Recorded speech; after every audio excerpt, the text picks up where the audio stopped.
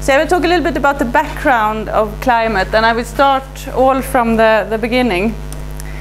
The climate, everything, the atmosphere, the sea, and everything originates from the sun. And what the sun does is that it heats the earth, and it heats it uneven. So there is an uneven heating between the equator and the pole, and we have a heat transport from the equator to the poles. And this is what generates circulation in the atmosphere and in the ocean and all activities that we experience. There are also some properties of the Earth that are important when it comes to the global circulation and the climate. And the Earth is a spherical body, rotating body, and it gives different heating, of course, equator to pole. But it's also a rotating coordinate system that gives this Coriolis force that is important for the generation of the circulation systems in the atmosphere. Then we have the chemical composition of the atmosphere. We have all the gases that act in the atmosphere, absorption and emission in these gases, which is also a really important part of the generating the climate that we have. The physiography is one important aspect of the climate. It means that we have a distribution of land and sea, and that also influences the global climate and the global circulation, and also the mountain ranges. We have water, and water is really an interesting phenomena. We have it in different phases, and we have phase changes, and that gives rise to a lot of interesting features in the climate. And all this together gives as a result that the flow, the atmospheric flow, is never at rest. So we have constant flow on different kinds, and we have turbulence near the surface, which gives us an effective communication between the atmospheric flow and the surface. So this turbulence gives the exchange of energy and heat and gases between the surface and the atmosphere. So also the turbulence near the surface is an important aspect. Again, the radiation balance. This is a figure telling us the energy transport in watts per square meter and latitude, only here looking at the northern half of the globe. We have the equator and we have the pole. And here the energy transport in the atmosphere is a balance between the incoming radiation, what the sun emits, and the outgoing radiation, what is emitted by the Earth's surface and the atmosphere itself and the clouds. So we have incoming and we have outgoing. And the incoming, as I said, is much higher near the equator compared to the pole. The outgoing depends on the temperature of the surface, and it's much more evenly distributed. So this means that we have a surplus of heat approximately south of 35 degrees, and we have a deficit north. And then we have this northward energy transport. And this is what gives us the weather and the climate system. So this energy transport, what is it really that transports the energy? It is the atmosphere and it is the oceans, of course. So here's another figure. Here's the latitude. Here both the north and the south part is included. The energy transport here. And here is zero. So the unit here is set as northward energy transport. So that's why we have a positive in the northern hemisphere and a negative in the southern hemisphere. So if we focus on the northern hemisphere, so the total northward energy transport is this solid line. And then it consists of the transport done by the ocean and the transport done by the atmosphere. So the dashed line is the atmosphere and the dotted line is the ocean. So the oceans transport slightly less energy than the atmosphere towards the pole, but they are equal, almost equal in magnitude. So the next question then is, how do the atmosphere transport this energy? Of course, the air moves. That's the obvious answer, but it does move in different ways. So one can divide this poleward transport of energy by three types of motion. And we call that in meteorology mean meridional circulation, stationary eddies, and transient eddies. So I will go into a little bit and explain what those three kind of systems are. But three systems: mean meridional circulation, stationary eddies, and transient eddies. The mean meridional circulation is maybe the most straightforward, and if the Earth would be a sphere that was not moving, then it would look like this. We have warm air around the equator. Warm air expands and gets lighter than the surrounding air, so it rises and starts to rise. And when the air is rising, then the other colder air is transported toward the air is rising. And then we get this kind of closed circuit. And this is what is called a Hadley cell. So it's, do you feel familiar with the concept of the Hadley cell? A little bit of both. But warm air rises, so that's the main idea behind the Hadley cell. And it happens at the equator, and then we get this closed circuit of circulation. And as I said, if the Earth wouldn't rotate, that would do all the energy transport in the atmosphere all throughout the globe. So that would be very nice and easy. Then we wouldn't need to think about anything else. But then, as the Earth is turning, rotating, then this cell breaks down. So approximately at 30 degrees north and 30 degrees south, this Hadley cell circulation type breaks down. So it only works when the effect of the Earth circulation is not very effective. So that if we wouldn't have land and sea, then we would have something looking like this.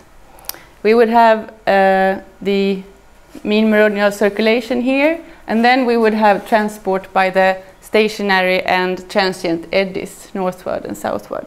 So if we look at it, and here is the circulation in profile. So here we have the Hadley cell.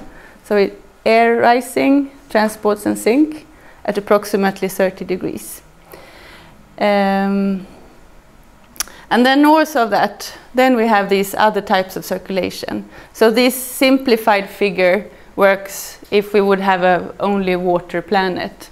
Then these circulation types are changed and altered a little bit by the fact that we have land masses and sea and mountain ranges. So it disturbs the circulation a little bit more.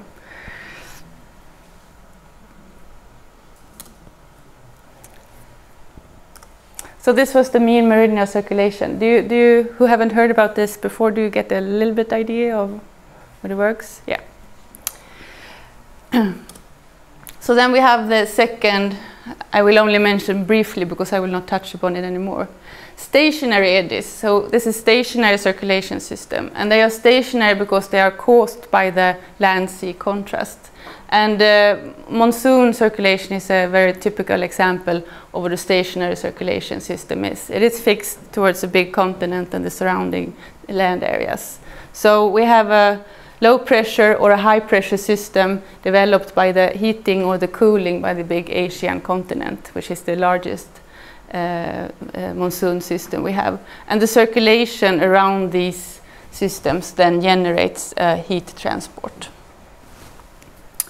The third one, and the most complicated one, I think, are the transient eddies. So transient means they are there, but they change in time. So they don't look the same all the time, but they are there all the time. And this is then the rotation of the Earth makes the Hadley cell break down. And the flow then goes east-west instead of north-south. And living at the latitudes where we do, we know that the wind, the air masses most often come from the west, and the low pressure systems come from the west. So that's the main flow direction around the Earth at these latitudes. When we have this easterly flow, we sometimes have instabilities in this, and this generates what we call transient eddies, or low pressure systems or cyclones. So these are not hurricane type of cyclones, it's the ordinary low pressure systems. And these eddies or low pressure systems are then very effective in transporting heat and water towards the pole. So the air goes east-west, but the transport of heat and energy goes towards the pole. And these cyclones move along the east-west along what we call Rossby waves. So it's big waves in the region between 30 and 60 degrees. And of the average, they are called the Ferrel cell. But this is just on the average. And that goes back to here. We have the Hadley cell, which is a nice closed circulation pattern. And then we have here the Ferrel cell. But in reality, it's not a cell, it's not a closed circulation cell, but the net effect of all the eddies that travel along these latitudes give us the Ferrel cell. And here is an example of what they can look like. So here is the North Pole, the Baltic Sea is here. So we have, of course, colder air at the pole and warmer air south of that. And then we have the jet stream that goes around and the westerly flow that goes around here. And the jet stream and this mean circulation pattern, this is what the low pressure systems, the cyclones, they will follow this pattern. The problem is here that this pattern looks different. It can look like this, very changing, or like this, very changing, or like this, very smooth.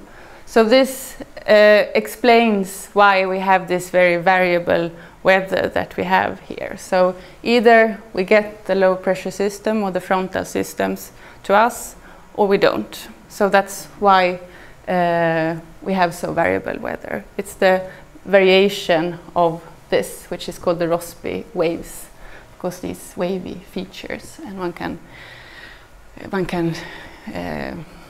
calculate the wavelength on this and so on. But this is what is the most effective energy transport to the pole on these latitudes that we are. Again, this figure might not be very nice, but it is illustrative if you have the energy to look at it. So this is the northward transport of energy. That's what we are talking about. We want to know, because climate and weather, it's all about energy transport. It's all about evening out the difference. That's all the atmosphere and the oceans want to do. We have much heat in the equatorial regions, and we have little at the poles. So all the atmosphere and the ocean wants to do is to even out these differences. And that creates the weather that we have and the mean climate patterns that we have. So the total northward transport of energy, and here it's from 80 degrees south to 80 degrees north, and here is the equator. And so here is the total energy transport. And the mean here is the black line, and then we have the winter season and the summer season.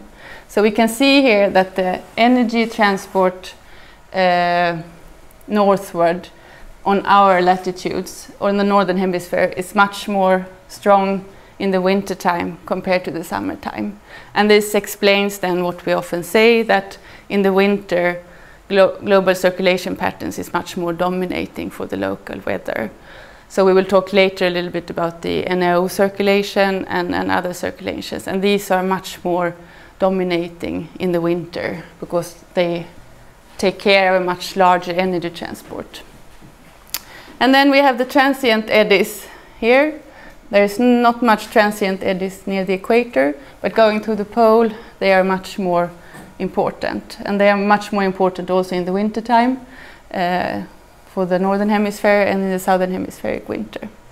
The stationary eddies is almost only in the northern hemisphere. It's here when we have the Asian monsoon that is the largest stationary eddy, the largest monsoon circulation that has some significant impact on the energy transport. And here are the mean meridional circulation, that was the Hadley cell, and it's effective around the equator but not very much at higher latitudes. So we are stuck with the transient eddies, and we need to try to understand those and explain those if we want to know what generates the climate that we have on our latitudes. The moisture transport is also a key thing, and in particularly if we are talking about extreme events, they are often related to the moist processes. And also here we have the total and we have the transient eddies. So all transport are on our latitudes are the transient eddies important, but in particularly when we have the extreme events. So the moist transport by the cyclones is a key thing. And this is one figure. It was much more colorful than the ones higher, so I borrowed it from Sergei Gulev. But this has to do with the hydrological cycle again.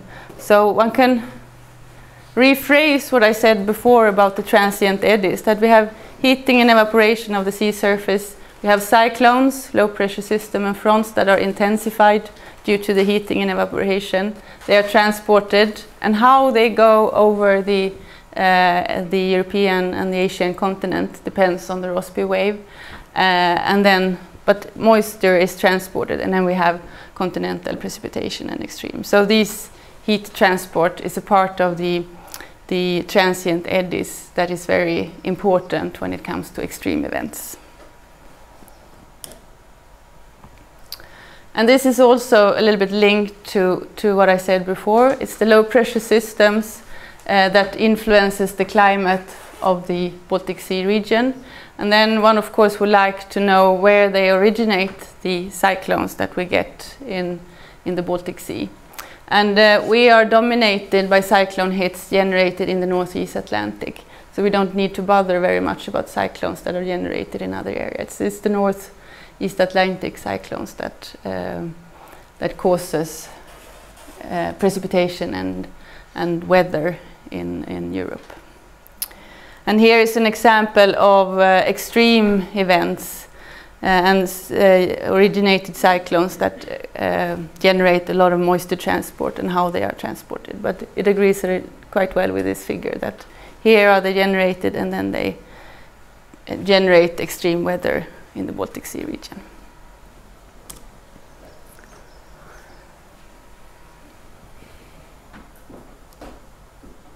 And again, here we can look at one cyclone, one low pressure area, and here is the amount of precipitation, the green precipitation we have here. So the precipitation transport is very much linked to the cyclone systems. So I take it again.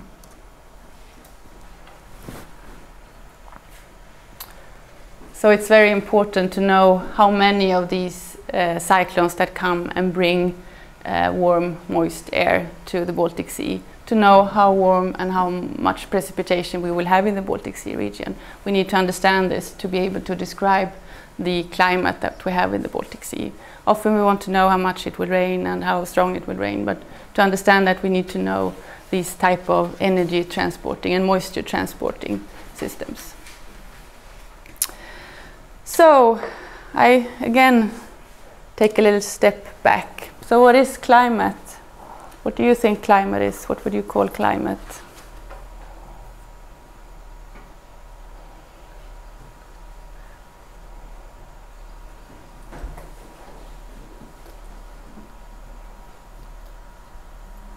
If you average the weather conditions for a long time. Yeah, so it's the mean weather. Yeah. So then the question always comes, what is a long time? We know the weather varies on different scales. So what is your suggestion? I think 30 years usually. Yeah, because we know, I think I got this sketch from Anders. So we know that the weather varies very much on the diurnal cycle. We know it's colder in the evening compared to the day. We know that we have the synoptic weather scale with a scale of 10 days. And then we have the seasonality. We know it's colder in the winter than in the summer. And then we have periods of cold years and warm years. But in the meteorological community, we have determined that 30 years is the right averaging period for climate. So we have decided that 30-year periods and chunks of 30-year periods are standard climatic periods. So 1961 to 1990 was one period, the last fully finalized period, and before that was 30 to 60. So these are the periods that was defined. So any variation that happens on a smaller, shorter time scale than 30 years, it's variability within the climate we have, so it's not a changing climate. So one cannot, to be strict, one cannot look at the climate change if one looks at the shorter period than several 30-year periods. which makes it hard to look at data, which we often don't have for these extended time periods.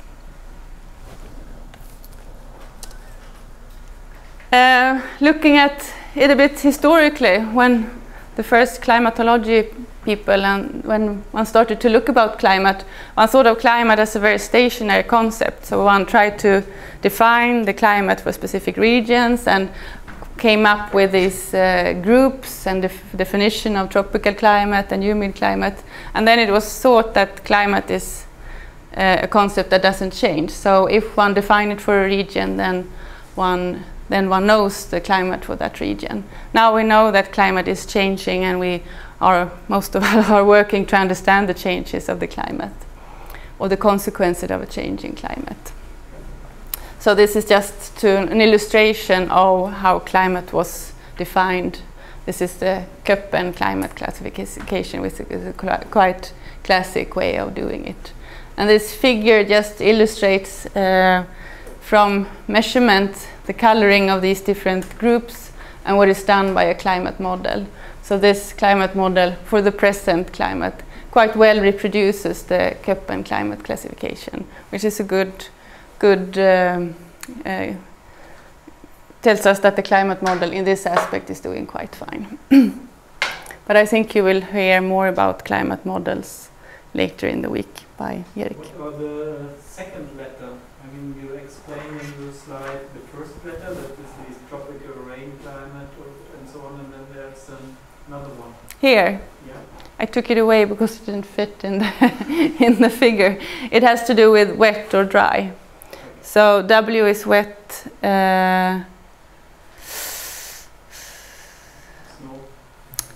Snow. Wet. I should know. I don't remember actually. So this is more to illustrate the concept, but it's wet. Yeah, I will check. but it's subclasses for these climate groups.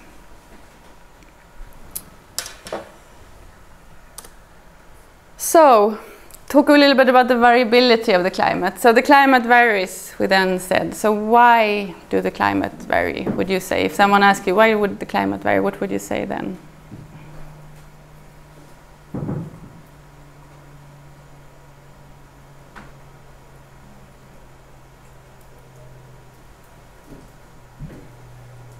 Yeah, one thing is, of course, increasing greenhouse gases. Yeah. Some other reason? Nature extremes. Like, for example? Like cold and warm periods. Sun activity. Sun activity. Mm. Sorry, I didn't get that. Sun activity. Volcanoes. Volcanoes, yeah. So a lot of different, and one could separate the reasons. So one is internal variability, and one is changes in the forcing. And all things you said is changes in the forcing. The greenhouse gases, the volcanoes is not here, but it's of course one, and the solar forcing.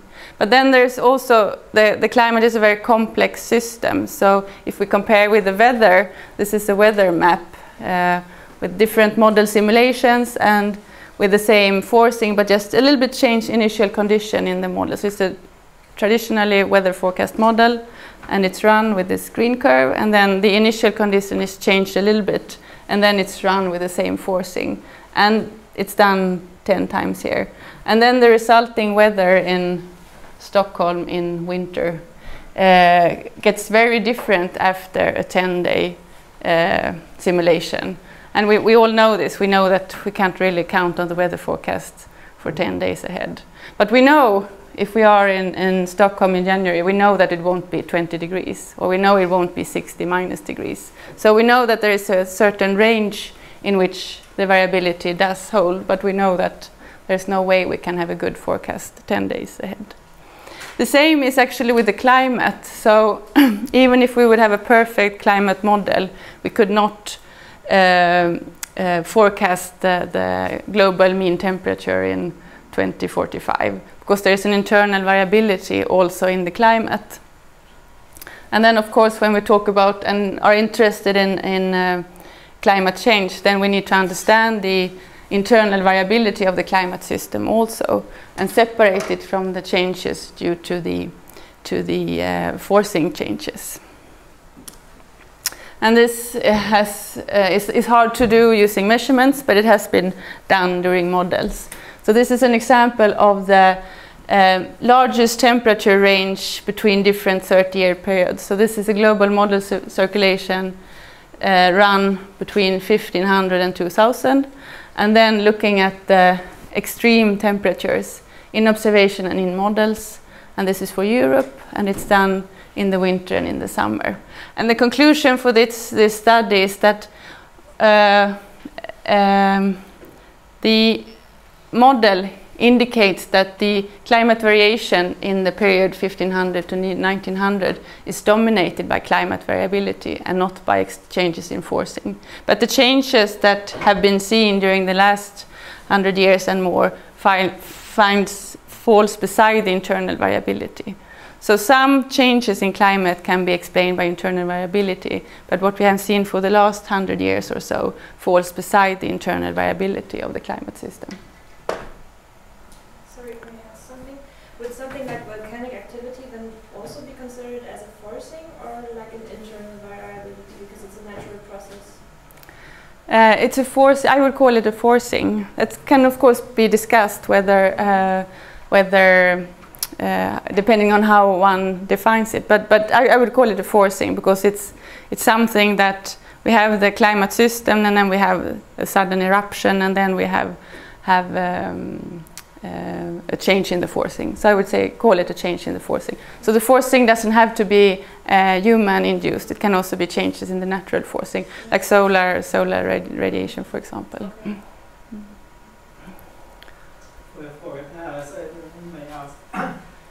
Isn't it the problem of the definition of climate?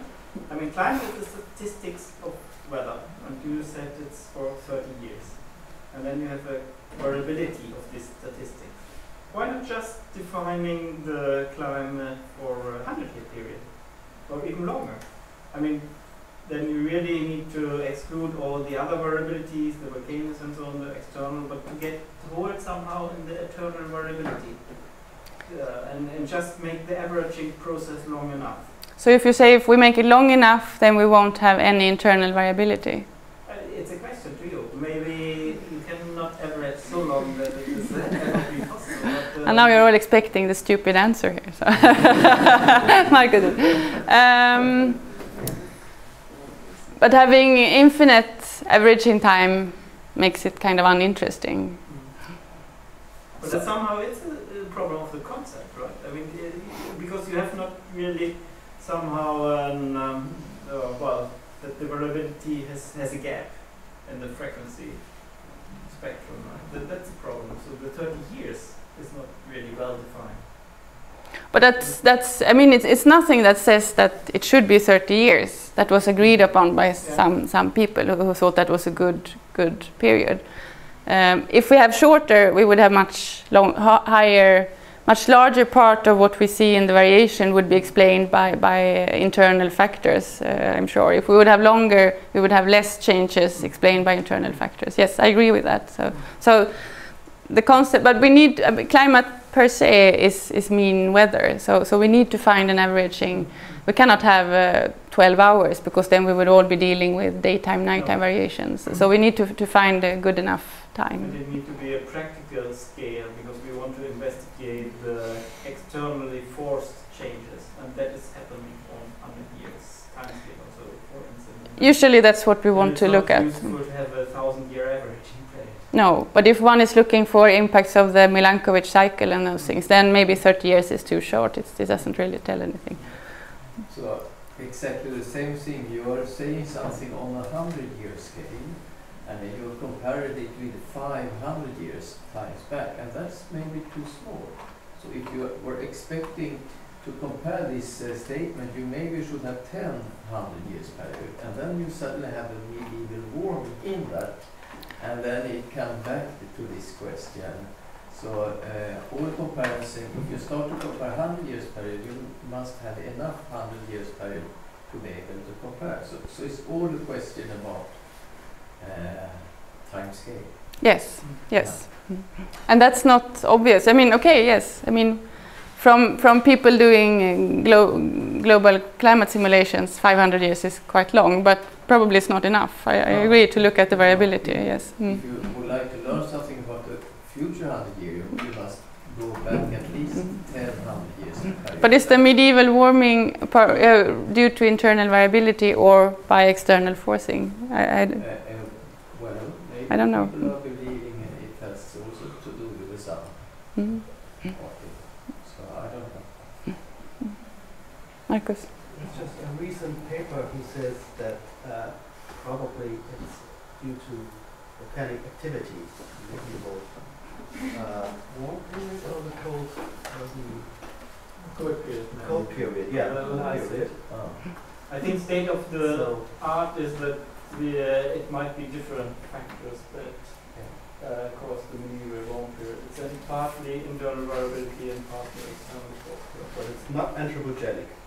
That starts only in the 19th century. Is that correct? So Yes. Yes. Yeah. Although, I mean, land use changes probably happened earlier already as well, and could have happened in humans as well.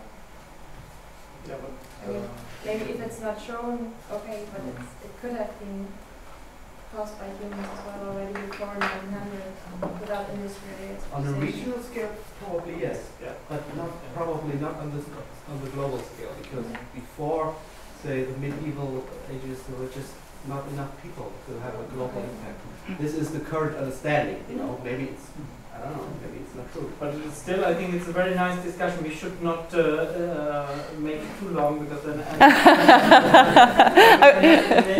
because this is really about, for instance, when you look at the future or the present changes, people believe there's, have shown that the aerosols are coming in and a lot of human impact. And one can imagine that on the regional scale, the Vikings, I mean, they burned the forest and then they produced aerosols, and that somehow for the region had an impact.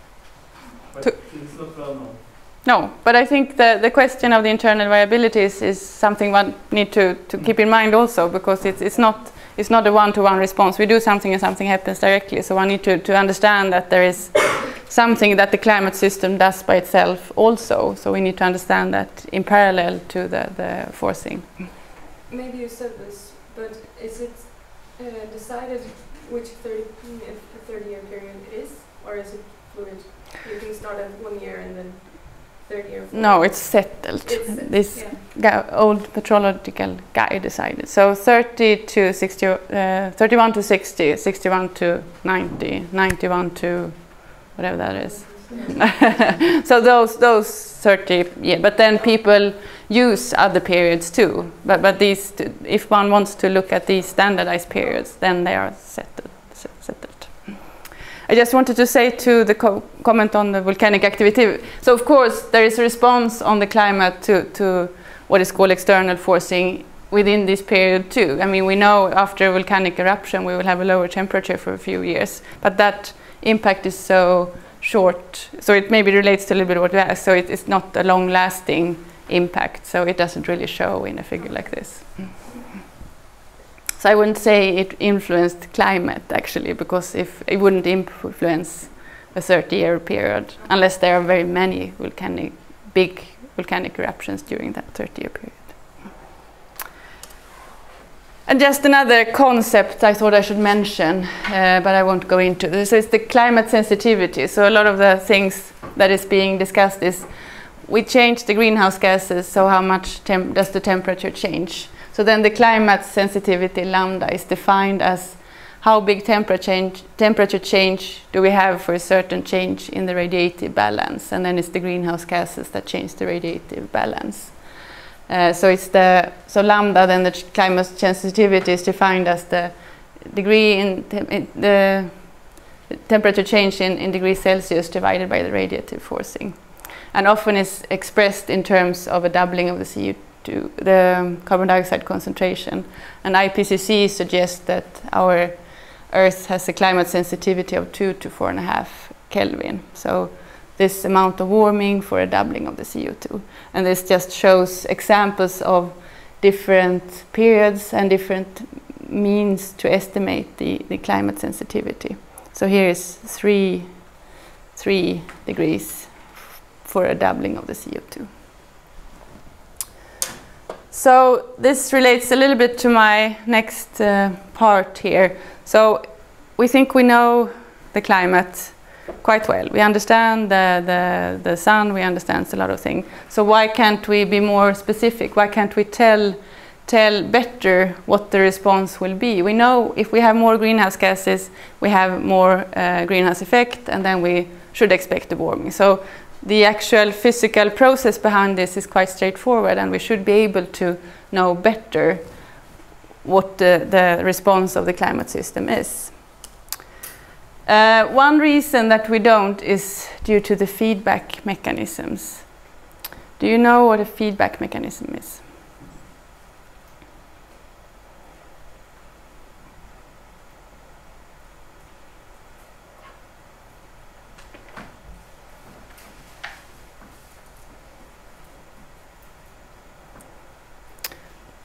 We have the system, the Earth system, and we disturb it a little bit. So we heat it a little bit, and then we want to understand the response. So if we increase the greenhouse gases, we get a little warming. And then other processes in the atmosphere and in the oceans can increase this initial disturbance or decrease them. So it kind of can enhance the initial disturbance or suppress it. So maybe it can push the initial warming back to the initial state, so we don't have a warming. That's a negative feedback. But if we have a small warming and then the warming is enhanced, that's a positive feedback. So it's a lot of processes in the atmosphere and the oceans that reacts to a slight warming, and that causes the feedback effects. And that's really crucial, because if we would have a really strong positive feedback, and if we heated the climate system a little bit, it could gallop away and be extreme heating. If we have a very strong negative feedback mechanisms, then we don't need to worry, because the climate will push the system back to the initial state. So we really need to understand the feedback mechanisms. And here are some, the most easy to understand in the mind feedback is albedo, and it's mainly a positive feedback. And that means we have a warming, we have less snow and ice, we have smaller reflectivity, and we have additional warming. So that we have a small warming, and then the warming is enhanced. So that's a typical example of a positive feedback mechanisms. We have water vapor. It's more complicated, but if we have a warmer atmosphere, we can have more water vapor in the atmosphere, and water vapor is a greenhouse gas. So more water vapor gives a stronger warming. So this is also quite, this is maybe the strongest, or not the strongest, but it's the most straightforward feedback mechanism, and maybe albedo. So warming, more water vapor, additional warming. Then there are these more complicated feedback mechanisms. Clouds, for example, it's clouds and aerosols, and the interaction between clouds and aerosols is hugely complicated in the climate system. So clouds act to reflect short-wave radiation, and it acts to hold long-wave radiation. So clouds in a way also acts as a greenhouse gas. So we have this combined effect of cooling and warming. And then it depends a little bit if we have cold clouds or warm clouds. So cold clouds, they have a low albedo, and they hold heat much more effectively. Low clouds have a high albedo, and they hold heat much less effectively. So increase, so now I should say the right, I always mix it up. So if we increase the amount of low-level clouds, we will have a cooling. If we increase the amount of high-level clouds, we will have a warming. So this combination makes it quite complicated to understand the effect of clouds as a feedback mechanism. But this is also something one needs to keep in mind. We don't really know the feedback effects of clouds, but we need to understand that is adds uncertainty to understanding the climate sensitivity. And then there are also other feedback mechanisms. Land use. If we have more carbon dioxide in the atmosphere, we have a larger uptake of carbon dioxide in plants because they grow better.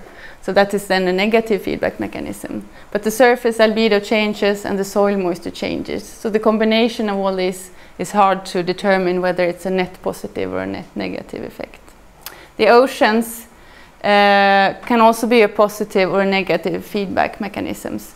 The ocean take up carbon dioxide. We can have changes in horizontal circulation or vertical structure, and all these can act as a negative or a positive feedback mechanism and can make the climate system respond to warming, or to respond with an additional warming or a cooling for this initial warming. So I skipped this, I think. So that was the climate system. Whew, it's warm in here, isn't it? I get all sweaty. Back to the large-scale circulation patterns. These are the Rossby waves. Here our frontal systems and cyclones traveled. And this then gives the mean pressure and wind pattern in January and in July. And here I should stress that this is the mean pattern. So there are variations in this, but we can look at this. So this is the average effect of the transient eddies. So here we have the Icelandic low. It's a strong low pressure on the average, situated close to Iceland. We have the Azores high. We have a high pressure system over the Asian continent.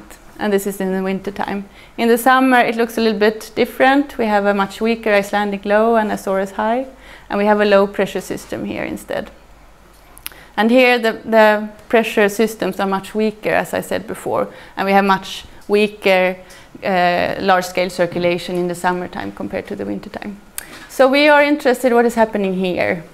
And of course then what these pressure system, how they influence the frontal zones and the low pressure system. That of course has a large impact on us, looking at the Baltic Sea being here.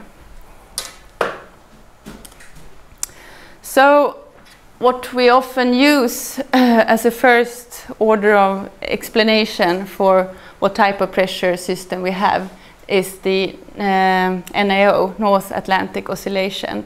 So it is the pressure difference between the Icelandic low and the Azores high. So either the pressure, the fronts go follow this strong arrow, this path, or they follow this path. And that has a large impact on the amount of precipitation and the temperature that we get. So if we have a positive NAO, we have warm and wet winters. If we have negative NAO, we have cold and dry winters. And the NAO varies very much from year to year, positive, negative. And there are some periods with dominating positive or dominating negative. But it's not really clear what controls the NAO. It's not a prognostic parameter. I don't know how familiar you are with El Niño, the southern oscillation patterns.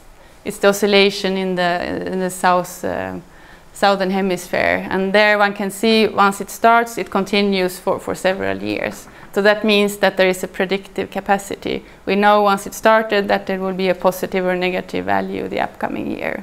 The same does not exist as far as we know for the NAO, at least not as we can explain now. So if we have a positive NAO index this year, we don't know what it will be the next year. There is no predictive capacity, but it varies a lot. And it then relates to the climate condition during these periods and during these years. So one can explain if we had a wet winter often by the fact that it was a positive NAO index. It's not the only thing. One can look at the circulation patterns from other aspects too. One other is called the East Atlantic pattern, and it represents a little bit the north-south location of the NAO. So positive means that we have a northward displacement and a more zonal flow, and negative means that we have a more southward displacement and, in general, lower temperatures. So this is an additional way to fine-tune the importance of the NAO. I was thinking, do you need a short break? So I heard there is coffee at 3:30, so it's still 40 minutes. So maybe we should take a 5 minutes leg stretcher to not fall asleep. Is that fine? So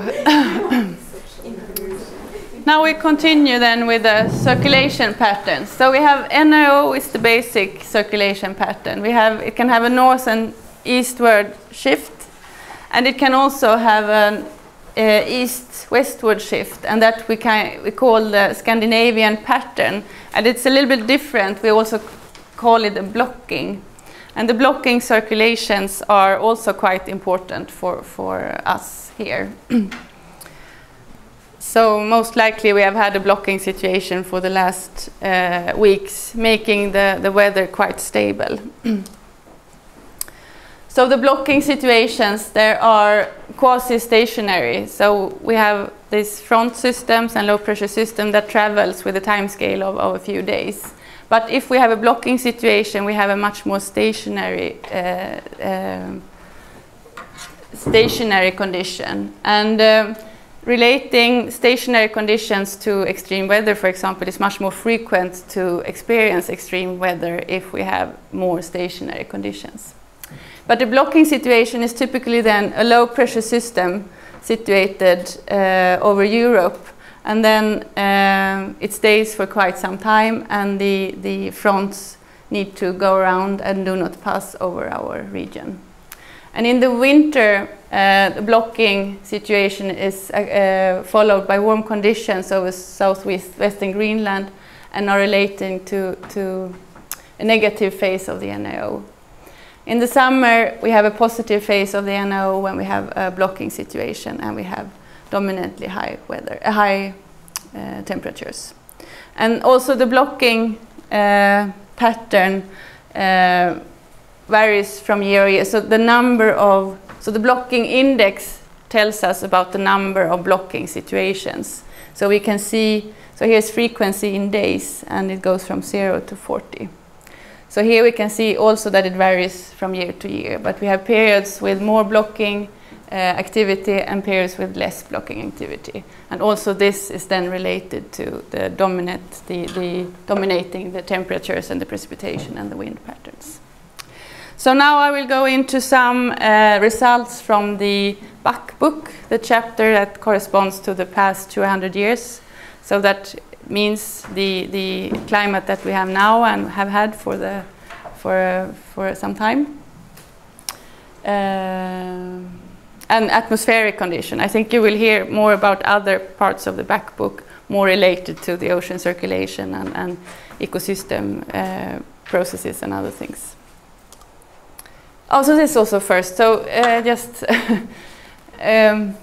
I would like to mention it because I think it's so very interesting, and it has been debated, at least in my research community. It's the forcing of the NAO. I said that it's not a prognostic parameter. We cannot forecast if we have a positive or negative NAO the upcoming winter. But there have been some ideas that we actually can describe what is forcing the NAO. And I think the background for this is mainly the cold winters we have had for quite frequently of cold winters during the last 10 years. Even though we have a global warming, these cold winters have given some rise to the thought that we might have a linkage between the cold winters in Scandinavia and the Baltic Sea region and to lower ice concentration in the Arctic Ocean. Because we know that we have had unusually low ice concentration, summertime ice concentration in the Arctic Ocean for this period. So there is this idea that it might be related to the Baltic Sea and the North European winters. And the idea is then that we have low ice concentration over the Arctic Ocean that gives more heat into the atmosphere during the summer and the early fall. That gives reduced vertical static stability, so it changes the stability in the atmosphere, changes the vertical temperature gradient, and that then gives a circulation anomaly that then resembles of the negative NaO. So then the idea is that it would the little ice would initiate a negative NaO. So this is really interesting, and some modeling studies indicate that this might be correct, and some other indicates that it might not. So it's not a solved scientific question, but highly interesting, I think. So a little bit back then to the Buck book results. So how has the climate changed in the Baltic Sea region for the past 200 years? So starting with the atmospheric circulation and then going to the other parameters. So we have seen a northward shift of the pressure tracks, of the low pressure tracks. And that agrees with what has been seen as an increased frequency of anticyclonic circulation. It was maybe too difficult word, by high pressure systems. We have seen an increased frequency of westerlies, and we have seen an increased number of the deep cyclones, so really low pressure systems. And here it's a comparison from the number of deep cyclones from 58 to 78.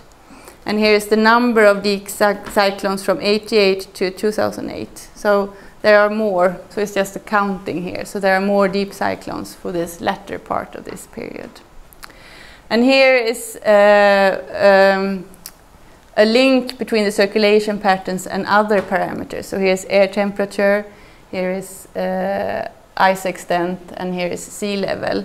And there is a strong correlation then with the air temperature and the anticyclonic activity, and between the ice extent and the cyclonic activity. So one can link very strongly the other parameters, because I guess most of you are not really interested in if we have cyclonic or anticyclonic, or if we have a positive or negative NaO. Most are interested in if, as we discussed before, how do the carbon transport relate to the precipitation. It's those parameters in general we are interested in. But my point here is that if we are interested in those parameters, pressure, precipitation, temperature, wind, we need to link them to the circulation pattern, because that is what controls the climate. That's my key point in the presentation here. The wind, some of us might actually be interested in the wind, but the wind is of course strongly connected with the circulation. And there has also been a discussion whether we have seen an increase in the number of storms and increased in the average number of wind speeds. But looking at the really long time series, here is from 1800 to 2000, then there is no long-term trend, but there are large decadal variability. And one can look at the latter part of the period. So if one only would look from 1950 and up to 2000, one surely would think there is an increase in the wind speed.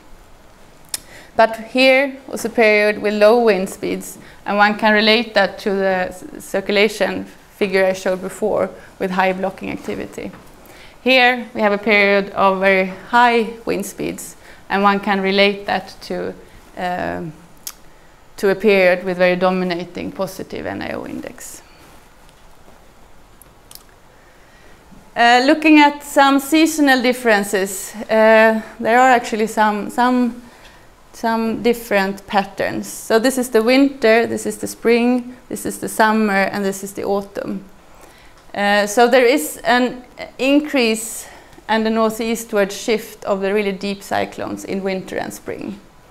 And here we see a strong increase. Here's the winter, and here is in the spring. There is a decrease for the last decades in the fall, and there seems to be a long-term decay of the summertime wind speed. However, maybe not entirely statistically significant. And here is also a figure showing the changes in the number of deep cyclones for winter, spring, and autumn. So here is also winter, spring, and autumn, so one can look at the seasonal differences.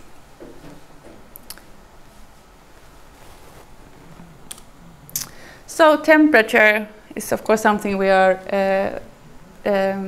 interested in. So this is temperature estimated from these long-term homogenized temperature series. So they have used all the temperature observations, looked at each station to homogenize them and put them in a gridded database. And here is from 1870 to 2010. And the red is in southern parts of the Baltic Sea, and the blue is in the northern part. So the Baltic Sea drainage basin has been split into two halves. So the trend of the warming it's actually larger. Looking at this full time period, the trend in the Baltic Sea is larger compared to the global warming trend during the corresponding period. And that agrees quite well then with this polar amplification. We see a larger warming in the polar regions compared to the rest of the globe. And the warming has continued for the last decades. However, the winter looks a little bit different. So we haven't actually seen a very strong increase for the last decades in the winter. It's largest in the spring, and it's also largest in the northern area compared to the southern area. Precipitation is a much more difficult parameter. It's more difficult to measure, and it's also much more variable.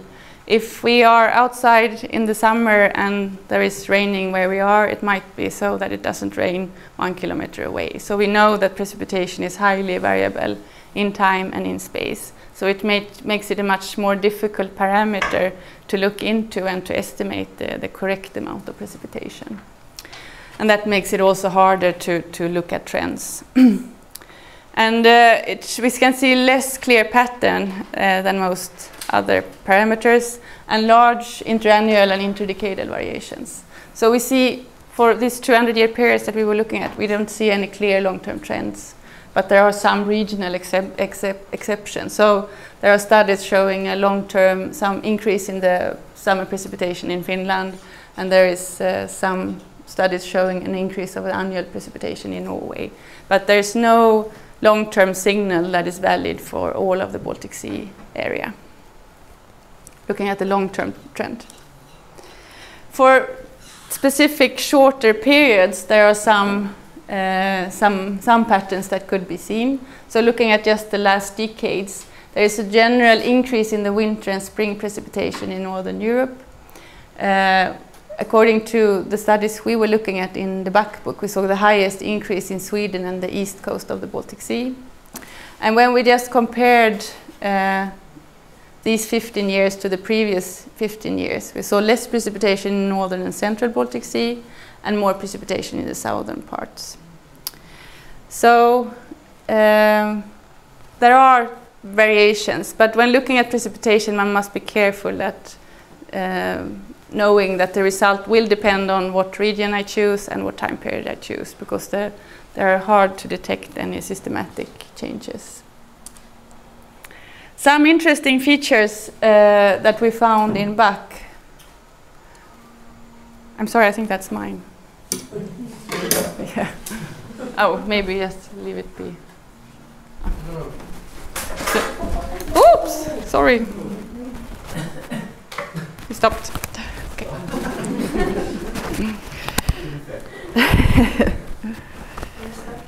Yeah, okay, then I should stay calm and nice.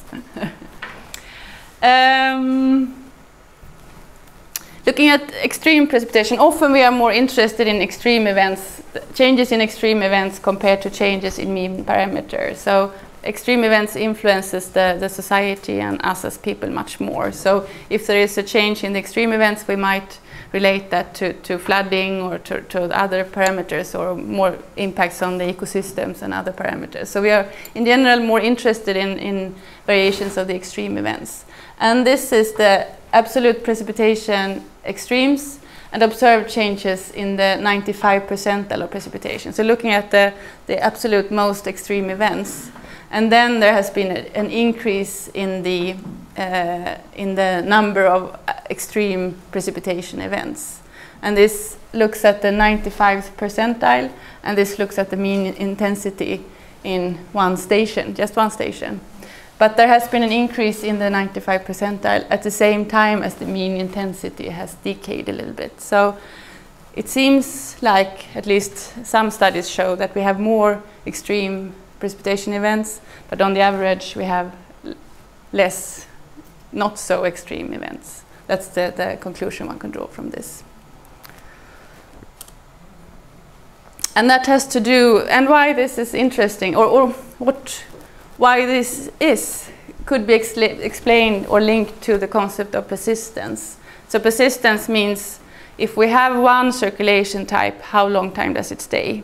So if we have, so it seems to be that the persistence of circulation type has increased. So if we have a rain cloud that stays for many days, it gives us a lot of precipitation, and probably more problematic than if we have intense precipitation just for 2 hours and then not. So persistence of events, and that goes for precipitation, but it also goes for heat. If we have an heat wave for 1 day, it might be okay. If we have a heat wave for a week, then a lot of people will suffer from it. So the persistence is something that's really of interest when we look at the extreme events. So this is a comparison of precipitation for 2 different years, 94 to 67, and the total precipitation for these months were the same, 211 and 224, almost the same millimeters. But the earlier period, there was fewer events and they were not connected. But here was several connected events giving high precipitation, and that then caused a lot of flooding and a lot of problems. And the studies we were looking at in the back book indicated an increase of the persistence, and that would then indicate a larger problems with extreme events. But yeah. So I would just mention something about the linkage between the extreme events, because we are interested in extreme events because they relate closely to natural hazards. And natural hazards is what we are very sensitive to in the society. So they have impact for human life, economic losses, and influence ecosystems. So we are focusing a lot of the changes of the mean climate, but I think we should maybe focus even more on changes in the extreme events. And then the natural disaster then links the extreme events to how prepared the society is. So if the society is not prepared, then it's more likely that we have a natural disaster with the same extreme event. So we need to understand the underlying causes of the extreme events, and we also need to understand the link to society. So we looked in the back book, we looked at the studies that have been focusing on extreme events, and there were some conclusions that we could draw. So this is what I said of the persistence. So for all weather types, an increase of the persistence is seen. And this could then be linked to the number of winter storms. 10% are temperature events, and the sum of the wet and dry days. We found a study from Estonia. So there is one problem with the extreme events, and there is one problem with analyzing the data, because we have quite short time series, and extreme events happen so rare, so it's hard to get statistical significance looking at the most extreme events, even though those are maybe the most interesting to look into. So it makes significant trends difficult to detect. And then maybe such measures that an increased tendency of persistence could be an indication that we could expect more extreme events. So this is one example of the number of days with heavy precipitation has increased, and it's also linked to this persistence feature. So to summarize the extreme events, what has been seen? So parameters linked to temperature. So if we have a warmer, higher mean temperature, then it's very likely that we have a higher number of tropical nights, number of summer days, and the negative trend in the number of frost days. So those parameters are quite directly linked to the temperature. In other parameters, it's quite hard to see statistically significant changes in the long-term changes. Some results related to the sea level were seen in the northern Baltic Sea. So summarize what we saw in the back book. The results from the atmospheric pattern is that we divided the study into long-term trend and the last decades. And long-term trend is of course important, but maybe it is in the last decades we can see the strongest signal of an increased greenhouse gases, because it's actually quite recently we have had a temperature change that is detectable, and greenhouse gases that is significantly higher than the pre-industrial values. So air temperature, long-term trends in the last decades have shown a positive trend. Water temperature, of course, also. Precipitation, we couldn't see a trend for the long term. In the past decades, mainly a positive trend in the precipitation. Wind, no long-term trend, but maybe a positive trend when just looking at the last decades. For heavy precipitation, we couldn't see any long-term trend. There were no data to look at that. And in the last decades, we could see a positive trend. Clouds, interesting, but it's hard to see any long-term trends because there are very little data. Short-term trends indicate that there is a negative trend in the amount of clouds. The radiation, one would expect to follow the clouds, but studies shows both positives and negative trends. The diurnal temperature amplitude have shown a long-term trend and a short-term trend of a negative amplitude. And the length of the growing season follows the temperature, and and then we have positive trends. So this summarizes the the results of the back chapter about the atmosphere. But I would like to stress that the variability in most parameters is dominating over the trends. So in back, as Marcus said, we were also finding where the literature does not agree. And one such example is the winter storminess. So there is different studies indicating a significant long-term trend in winter storminess. But there are several other studies that disagree. And other studies suggest the trends to be due to the artifact of the station density. So in the early part of the period, there are much fewer stations in these studies, and that would create a trend that is not actually there. So there is debate in the scientific community here. So I collaborated with those that disagreed with this trend, and so I tend to agree that there is a problem with the station density in these studies. But we agreed to disagree on this, or we agreed that the literature disagrees on this.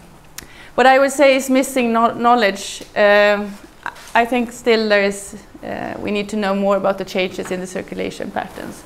If there is a really strong signal of reduced ice in the Arctic on the wintertime circulation in the Baltic Sea region, then we will see significant climate changes here, which would be very interesting to see. But there is not yet enough understanding to say anything for certain.